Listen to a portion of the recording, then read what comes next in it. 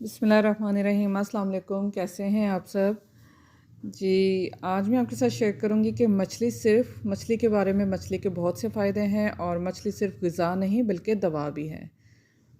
मछली खाने से जिस्म में खून जमने नहीं पाता और ये ज़्यादातर ये सर्दियों में ही बल्कि होती ही ये सर्दियों में खानी चाहिए। और मछली खाने से जिस्म में खून जमने नहीं पाता। मछली खाने से आपकी जिल्द चमकदार हो जाती है।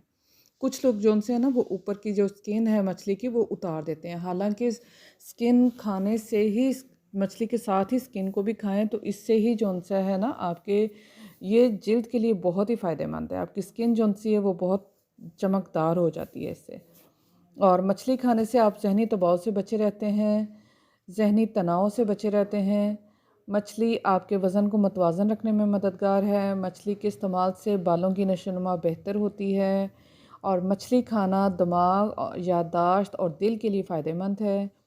मछली खाने से आप ज़ियाबितस जैसे मर्ज़ से महफूज रह सकते हैं। मछली खाने से हड्डियाँ मजबूत और कोलेस्ट्रॉल की सतह नॉर्मल रहती है। मछली प्रोटीन और विटामिन डी के हसूल का बेहतरीन ज़रिया है और ये दोनों ब्लड प्रेशर की शरह को कम करने में मददगार साबित होते हैं।